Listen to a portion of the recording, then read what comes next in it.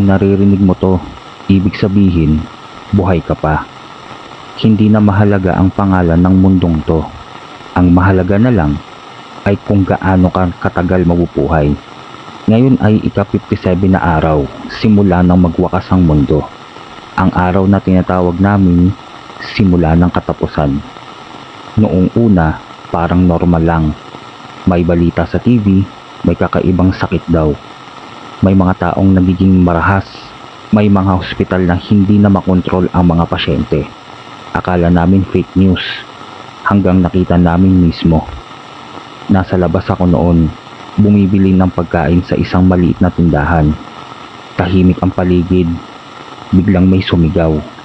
Isang lalaki, duguan ng muka. Tumakbo papunta sa amin. May humahabol sa kanya. Akala ko tutulungan siya ng mga tao. Pero huli na. Sinunggaban siya, kinagat, at hindi siya tumigil kahit sumisigaw na ang lalaki. Doon nagsimula ang lahat. Hindi sila tulad ng napapanood mo. Hindi sila sumisigaw ng malakas. Mas nakakatakot. Tahimik sila. Minsan, parang tao pa rin kung gumalaw. Pero kapag nakita ka na nila, hindi ka na nila tatantanan. Nagtago ako sa isang lumang gusali kasama ang 3 iba pa. Si Arman, si Liza, at si Noel. Hindi kami magkakilala. Pero sa mundo ngayon, sapat na ang pare-pareho kayong takot. Si Arman ang matapang. Lagi siyang nauuna pag kailangan lumabas. Si Liza naman, siya ang nag-aalaga sa amin.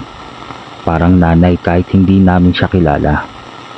Si Noel, tahimik lang, laging nakatingin sa labas.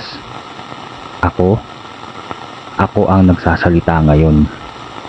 Ika-18 araw, lahat kami natigilan. Walang tao dapat sa labas. Walang normal na tao ang kakatok. Baka survivor, sabi ni Liza. Baka hindi, sagot ni Arman. Tumigil ang katok. Akala namin tapos na. Pero maya-maya, nagsalita. Tulong! Parang boses ng bata. Mahina, nanginginig. Hindi ako mapakali. Kung tao yun, kailangan niya ng tulong. Pero kung hindi, baka iyon na ang katapusan namin. Binuksan ni Arman ang pinto. Maling desisyon. Hindi bata ang nasa labas. Maliit nga ang katawan, pero ang muka hindi tao. Tumalon ito kay Arman. Napakabilis. Hindi na namin siya naisalba. Sinara namin ang pinto, pero huli na. Narinig namin ang sigaw ni Arman. Hanggang sa tumigil. Kinabukasan, wala na si Liza. Hindi siya nagpaalam. Walang bakas. Parang kusang umalis. O baka may narinig siya. Sa mundong to, hindi mo alam kung alin ang mas delikado.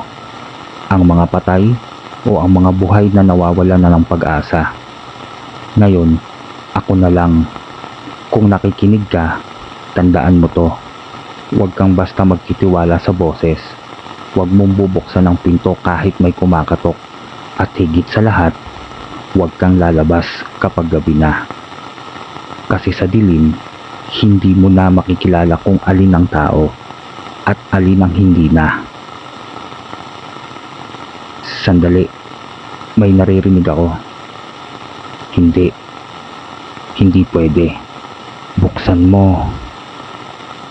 Pabulong, pamilyar ang boses. Ako to. Liza? Hindi siya yun. Kung marinig mo man ang boses ng mahal mo sa buhay sa labas, huwag kang maniniwala. Sila'y natututo na. At kung hindi na ako makapag-broadcast ulit, tumakbo ka, magtago ka, at huwag kang lilingon.